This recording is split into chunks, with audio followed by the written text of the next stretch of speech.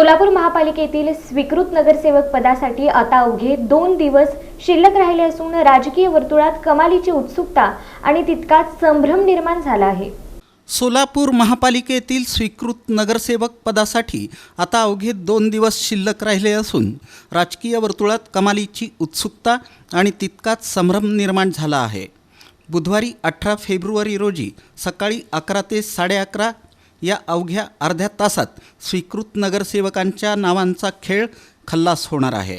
मात्र या प्रक्रियेभोवती एवढी गुप्तता पाळली जात आहे की इच्छुकांपासून ते काही स्थानिक नेत्यांपर्यंत सर्वच जण अक्षरशः बुचकाळ्यात पडले आहेत। सोलापूर महापालिकेत एक हाती सत्ता असतानाही सत्ताधारी भाजपमध्ये इच्छुकांची संख्या प्रचंड वाढल्यानं पक्षश्रेष्ठींनी नो लीक पॉलिसी अवलंबल्याची चर्चा आहे।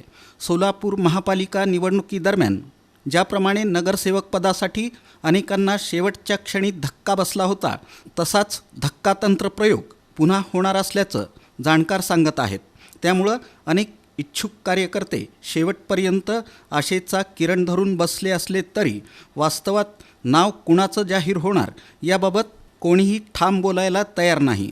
दरम्यान पक्षातील अंतर्गत गटबाजी, सामाजिक समतोल आणि निष्ठावंत कार्यकर्त्यांना संधी या 3 निकषांवर अंतिम निर्णय होणार असल्याचे संकेत मिळत आहेत। त्यामुळं ज्यांचा आवाज मोठा त्यांना पद की ज्यांनी शांतपणे काम केलं त्यांना संधी, हा प्रश्नही चर्चेत आहे। तर शुक्रवारी 20 फेब्रुवारीच्या सर्वसाधारण सभेत स्वीकृत नगरसेवकांची नियुक्ती होणार आहे।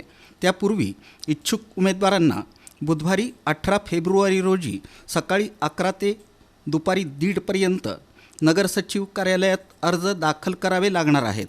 काही इच्छुकांनी आपलं नाव फायनल असल्याचं समजून कागदपत्रांची जमवाजमव सुरू केली आहे। तसा गोपनीय निरोप भाजप पक्षाकडून मिळाल्याची चर्चा आहे।